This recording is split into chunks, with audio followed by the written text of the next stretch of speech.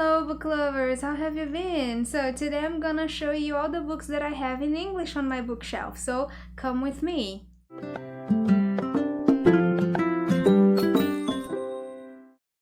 Alright guys, so the collection is here. Let me show you guys. So it's all here on a stool, but it's too heavy for me to like hold them. There are so many, so I just put it over here and I'm going to talk to you about them. I will show you each one individually. And yes, some of them I didn't read yet because it's just a collection, but some of them I've read. So I'm going to start with two books that I have by George Orwell. This one, the first one, 1984, I've read it. It's really good. I got this book from my sister-in-law. She gave me, it's a book from like it's a second-hand book. I kind of fixed it here, tried to fix it, and I really loved reading it. And yes, you guys, it's a classic. I think everybody heard about it, even if you didn't read it yet. You know this book, like you've heard the name of the book, 1984, and it's very interesting. I think it's very well written, it's complex, mainly the part when they talk about the language. I'm fascinated. Like I'm a teacher and I teach English here in Brazil, and I was just amazed by how well he was talking about the rules of the language and the new language, how different it is, and the rules that this new language that is being created and enforced on the population. It's just incredible. I know that this book was translated to many languages. It is translated to Portuguese, but I didn't read it in Portuguese. I read it in the original, and I can only imagine how hard it is for translators to translate it. It's complex. But yeah, it's really good book, and I will read it again. I really want to read it again because I think it's a complex book that as much when I read it again and again, I want to read it 2 or 3 more times, but like with a spacing time. So I think I will give it like 2 years on the shelf and then I will read it again because it is a book that is complex. The message is complex, and I think my knowledge about the message will increase the more I read it. So yes, I really recommend you to read it. And the other one is Animal Farm, or another book that you guys probably heard about even if you didn't read.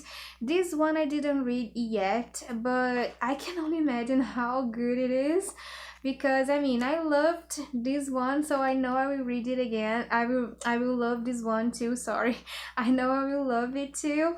And yeah, they have different sizes, the editions, but it's by CNET Classic. I don't know why they didn't do it the same size, so it makes sense on the shelf. I don't know why some like companies, when they do books that are from the same like edition or collection, they don't do it exactly the same size to look good on the shelf. I don't know why they do it differently. But yeah, so the story is about animals in a farm that go wild against humans and everything. I didn't read it, but I can only imagine how good it is. And I also think that it's one of those books that you have to read more than once to really grasp the idea of the book. But yes, another book that I have in English here. And now changing a little bit, this one is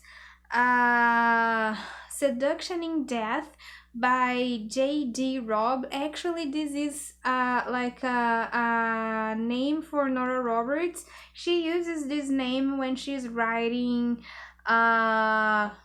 how can I say, crime stories, like stories that talk about crime and theft and like a mystery. When she writes mysteries, she writes under a different name to just separate from her like romantic romances. But yeah, it's going to talk about a crime. I'm going to read a little bit here. I didn't read it yet because I want to read more books by Nora Roberts, but I want to read in the correct chronological uh line. Like I read the first book that she has ever written, like the first book she published, and I will show you guys because it's also in English. So like now I want to read the second one and so on, but she published over 200 books, so I don't know when I'm going to read them or if I'm going to actually continue reading them. But yes, this one, it's not an older one, so I don't know when I'm going to read it, but I don't know. I like this investigation crime scene books too. I think it has like, I don't know if it's the same because no different eras. Like this is a modern book, but I imagine it's something like Agatha Christie or Sherlock's. Like it has a detective here. Like the book says here, Detective Eve Dallas is playing and replaying the clues in her mind. The candlelight, the music, the rose petals strewn across the bed, a scene set for seduction that's gone horribly wrong. He hadn't intended to kill her, but now that he has, he's left with only two choices: to either hole up and in fear and guilt or start hunting again. So, serial killer, maybe? It is intriguing, and I think it's going to be a nice book to read, but I'm not going to read it right now because I want to read other books by her first. I don't know if I'm going to like her books now that I'm an adult. I used to like them when I was a teenager, but I kind of want to insist because for me it's more about the emotional connection that I have with the author.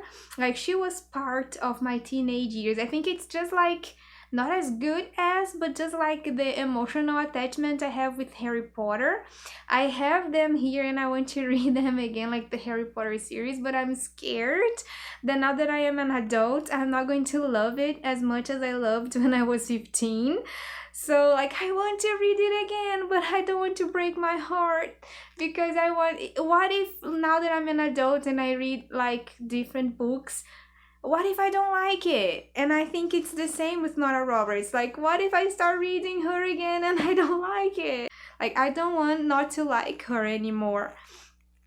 But yeah, it's the conflict of like a book lover, to reread books that you love and be scared not to love them anymore. So another book that I have in English, it's Show Your Work by Austin Kleon. This is about showing your creativity and what you do to other people so that you make your work known so more people can like or buy your work or your service, and to appreciate and be confident while talking about the job that you have or the work that you do or the service that you offer as a job, you know. So the title here says 10 ways to share your creativity and get discovered. I really like books like this. It seems like a book that is like easy to read, but I didn't read it yet. I have so many books to read. Another one that I love, this is one of my favorites ever. It's a manga, and the name is The Garden of Words. This is my favorite manga ever, and also my favorite like short movie, because they have a short movie with this story. It's so emotional and it's so good. I love it. It's the story of these two characters here. She's an older, like she's an adult, and he's like an almost adult. He's finishing high school, so probably 17, 18. And they help each other when they are going through a hard time in their lives. Like she's struggling in her career, in her profession, and he kind of helps her to get over it. And he has this dream to have a profession that is very peculiar. It's not common, and then she kind of helps him and influences him to have that profession, even though it's not common, and even though like people might think it's strange.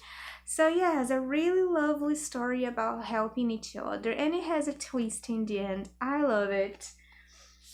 And a book that I started reading, but I have to restart because it's over a month that I started, so I have to read again this story, is The Collected Stories of Catherine Mansfield. This book is the book that we are going to read in December for the challenge around the world in 50 books. So yes, I will end up, I tried to start before because it's a gigantic book, but I don't know if you guys know, I don't know if I mentioned here in the English channel, but I had surgery on November 1st. So I went to the hospital, I got surgery, and then I am like I'm better, I'm feeling better, now I can record videos again.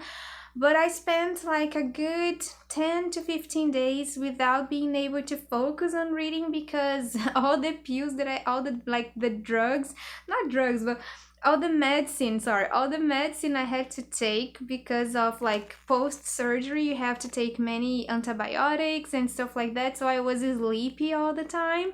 I couldn't focus on reading, but now I can read again. But this one is the book for December, but I tried so bad to read this one that is the book for November. Like we are ending November and I don't know if I will have time to read the entire book until December 4th, because the challenge goes like this. We read the book through the month, like the entire book in the entire month of November, and then we talk about it on the first Saturday in December. The same thing with this book here. We are going to read the book in December and talk about it on the first Saturday in January next month. So we have 30 days to read the book and then talk about it. But because of my surgery and all the pills I had to take, I was so sleepy most of the time that I couldn't read this book, so I still have a lot to read. I don't know if I will finish, but I will let you guys know when I finish. I will put the books down on the floor so I can get the other ones. Let me put it here. And I will continue talking to you about my collection of books in English. These ones are for English learners, okay? I used to work with my students. I used to work with these stories during class. So the first one that I will show you is the Sherlock Holmes, The Yellow Band. This is These stand for graded readers. They only make books for English students. So this book is the adaptation. They adapted the story into comic book, so you have the images. This way it's easier to understand what is going on for students. And this one here is Amelia Earhart, is her story, but it's a very, how can I say, concise. It's like a summary of her biography. It only has, I think, 25 pages. No, it has 37 pages about her story, like since she was little up to the moment she had the incident with the airplane. So it is really nice for students or for little kids. Like if you are like a native English speaker and you want like nice books for kids but with like important people, I think this book is very interesting because it summarizes in an easy way to understand her story. I recommend it if it's for kids or if you're learning English. And then another book, it's like a book that I don't know if I hate this book or if I like or love the book. It's the Satanic Verses by Salman Rushdie. I think that I like it because it's so well written, but I hate it because the author tried to be so polemic about it, and he got to get the attention, but not because the book is good, but because of the polemic. And this book is so polemic because the biggest problem was the part he talks about religion here. However, that's just a small tiny part in the book. You know, he talks about politics, about immigration, about police, and he talks in a negative way. He talks bad things about everything. Like, he tries to be polemic about so many topics that it was like he was just trying, oh, I'm going to be polemic about everything, and one polemic is going to like get people's attention, and then I'm going to sell a lot of books. And this actually happened. Like, the polemic about religion was so bad, and it made the book known, and people wanted to read it because out of curiosity. But it is a really good book. However, it got famous for the wrong reasons, and this is why I don't like it. I think he shouldn't had tried to be so polemic. I think he should have I don't know, tried to talk about these topics, but in a more positive way, like trying to make a change and not trying to piss people off, you know. So that's why I'm just like, yes, it's a good book, but for the wrong reasons sometimes. He writes really well, and he is a really intelligent author. But another thing that I don't like about this book is that all the characters are like main characters, because he writes about the entire life of all the characters. Like, everybody in the book, you know everything. Like, it's like you don't have like, you know, those characters that you don't know about, like it's the friend of the main character. Like, those characters, they are not here. Like, you get to know everything about everybody, and sometimes it just makes the book a little bit boring. But I don't know, maybe in the future I will read it again and I will change my mind, because I already have this sensation that I might love it because it's a smart and well-written book, but I don't like the polemic part of it, and I don't like that all the characters are main characters and so important. So yes, love and hate. I don't know. The next one is also by Nora Roberts. This is her first book, Irish Thoroughbred. And oh, it's her here. And she wrote it in the 80s. And it is a well-written romance for the 80s, but I think that like now that it's 40 years later, over 40 years later, for our society now, it might not sound as good, but I can see that she's a good writer here. Like, the dialogues are well constructed. The only things are like, since it's in the 80s, I think that the main character, the woman, she started very strong, like a strong, opinionated woman, and then when she starts getting to know the guy, like the main character, the male main character, she starts being fragile. Like, I don't like this, but I think I don't like this because I am a woman in 2021. I think that if I were a woman in the 80s, I would think it's like, oh, the best. But yeah, so this was her first book ever written, and I intend to buy the second book she wrote, and I intend to buy in order. I just don't know when I'm gonna do it because I have millions of books to read, and books in, like, for me to buy books in English in Brazil, it's so expensive. So if you are watching this video and you want me to read like any specific book, or if you want to give me as a present any book in English, you can check my wish list. I have a wish list on Amazon, so you can check it out and you can send me a book. I will be so happy. Like, you guys have no idea, because it's so difficult for me to buy books in English in Brazil. It's so expensive. It's like 3 to 4 times more expensive than the translation.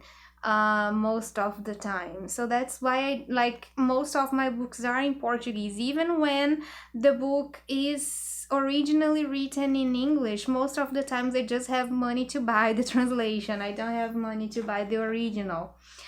Another book that I have is Unschooling Rules, 55 Ways to Unlearn What We Know About Schools and Rediscover Education. I think this book is going to be so interesting for me. I didn't read it yet because of time. I don't have enough time to read everything that I want. Unfortunately, wish I could just read all day long. Dreams. But I don't agree that much with the education system nowadays. Like, it's an education system that try to make everybody learn the same way. Like, it's a standardized way of teaching, but not everybody learn the same way. I think it shouldn't be standardized. I think it should be a way that like, I think, for example, I watch a lot of documentaries about how they teach in Finland, and I'm so obsessed with the Finland way of teaching, and I think it's way better than the system we have here in Brazil and in most countries. Like, I think it's way better than the American way of teaching too. And yes, I like to learn about different ways of teaching kids because mostly they're more effective and they are not as traumatizing as the way we have right now. Because when you put like 40 kids in a room and try to force all these kids to learn the same way, some kids don't learn the same. Like, we are unique beings, like human beings are unique, and the way that we learn is unique too. Each person learns in a different way. So I think we shouldn't try to force kids to learn all the same way. And I don't agree with standardized tests too. I don't agree with national testing too. Like, national standardized testing, I don't agree with it too. So that's the reason why I bought this book. Probably they will also talk a little bit about homeschooling here, which I'm a big fan, because if you can, homeschool your kid, you can, like, you have one or two kids in a classroom, and then you can be more specific with the way you're teaching them. You can adapt teaching to the way that they learn instead of just forcing them to learn like everybody else. But yes, want to read it soon, one day. One day I want to read all the books soon. You have no idea. And I have here a book by Agatha Christie, And Then There Were None. This is a classic, like, it's one of her most famous books.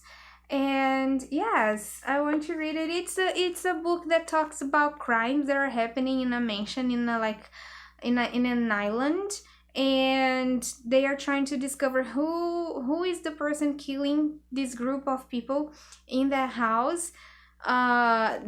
One person is dying at the time, like the those songs like about ducks and stuff like that, like, oh, you had 10 and then you have 9 and then you have 8, 7, 6 until there were none. This is what happening here. Like, people are being killed and they have to discover who is killing these people until to avoid that everybody dies. But yes, we have to read the book to know what happens.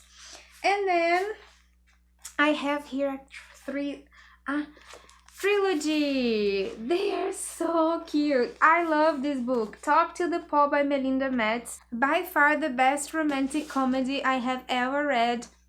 Melinda Metz writes it brilliantly. Yes, it is a romantic, like a romantic comedy book, but it's so well written.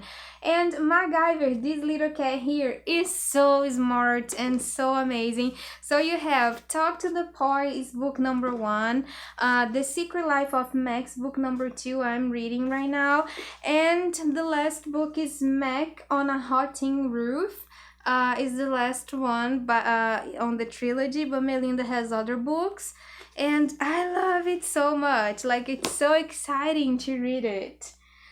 Next book that I have in English is Party Animal. It's a collection of stories told by pet owners. I bought this book when I was living in Ireland. It was like €1.99. Yes, I didn't read it yet, but I love cats and I love pets, so I think it's going to be very nice, very funny to read all the stories about all the different pets that the person who is responsible for compiling was Marisa Meckel. She compiled all the stories and organized it in a book. I think it's so interesting when people do that. And let me just put it here on the floor so I can get the last one. This book is so heavy. The last one is 1001 Books You Must Read Before You Die. This book is so amazing. Let me put it here.